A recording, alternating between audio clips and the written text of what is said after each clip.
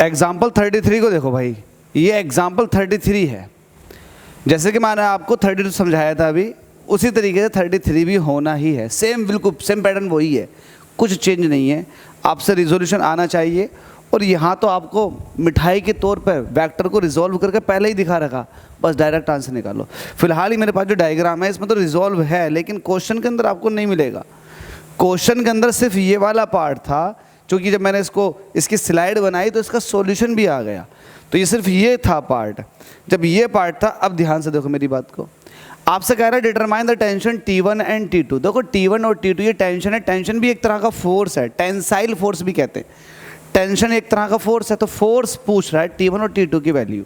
अब देखो T1 लगा हुआ है ये और T2 लगा हुआ है ये, और ये 4 किलोग्राम वेट मतलब मास दे रखा है आपको किसी भी ऑब्जेक्ट का जो लटका हुआ है। यहाँ पर ये कह रहा है कि ये हॉरिजॉन्टल के साथ 60 डिग्री का एंगल बना रही है टेंशन। तो एक काम करो, इस पॉइंट से दूर जाता हुआ, बाहर की तरफ को जाता हुआ एक फोर्स लग रहा है, इसको आप रिजॉल्व करो। जब रिजॉल्व करोगे तो ये देखो, एक वर्टिकल कंपोनेंट आएगा इसका और एक हॉरिजॉन्टल कंपोनेंट। तो ये हो जाएगा आपके पास T1। अब देखो ये 60 डिग्री है तो ये भी 60 डिग्री होगा। तो ये T1 साइन 60 का काम करेगा ऊपर वाला, और T1 कोस 60 का काम करेगा ये वाला नीचे वाला। तो जैसे कि यहाँ दिखा भी रखा है। तो भाई ये रिजॉल्व करने के बाद तो बड़ा आसान हो जाता है, कोई सा भी क्वेश्चन बहुत आसान हो जाता है। तो बस एक ही वेक्टर को आपको रिजॉल्व करना था, क्योंकि यही किसी पर्टिकुलर एंगल पर है, ये तो हॉरिजॉन्टल डायरेक्शन में है। तो आप जब हॉरिजॉन्टल फोर्सेस को बैलेंस करोगे तो ये T1 कोस 60 डिग्री एक ही हॉरिजॉन्टल में फोर्स लग रहा है। तो जितना ये लग रहा है उतना ये भी इधर को लग रहा होगा, क्योंकि ऑब्जेक्ट बैलेंस कंडीशन में। तो आप कहोगे, सॉल्यूशन लिखोगे यहाँ पर, आफ्टर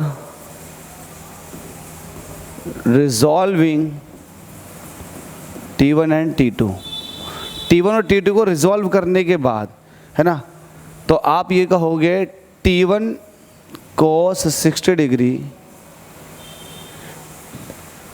T1 cos 60 डिग्री ये किसके बराबर होगा? T1 cos 60 डिग्री किसके बराबर होगा? ये T2 के। इसको आपने इक्वेशन 1 कह दिया। सिमिलरली T1 sin 60 डिग्री किसके बराबर होगा? जल्दी से बताओ। T1 sin 60 डिग्री ये बराबर होगा 4 किलोग्राम। अब इसको न्यूटन में कन्वर्ट करने के, क्योंकि फोर्स तो फोर्स से ही बैलेंस हो सकता है। ये किलोग्राम जो है ये आपका मास दिया हुआ है, तो 10 से मल्टीप्लाई करके इसको आपने न्यूटन में कन्वर्ट कर लिया, तो आपके पास ये है। ठीक है, अब एक बात बताओ मुझे, बात वो ये बताने की है, यहाँ से T1 की वैल्यू निकल कर आ जाएगी। तो T1 इज इक्वल टू हो जाएगा 40 डिवाइडेड बाई साइन 60, नीचे को आ जाएगा। 60 डिग्री की वैल्यू होती है √3/2। √3/2 2 ऊपर जाएगा मल्टीप्लाई में 80 डिवाइडेड बाई √3।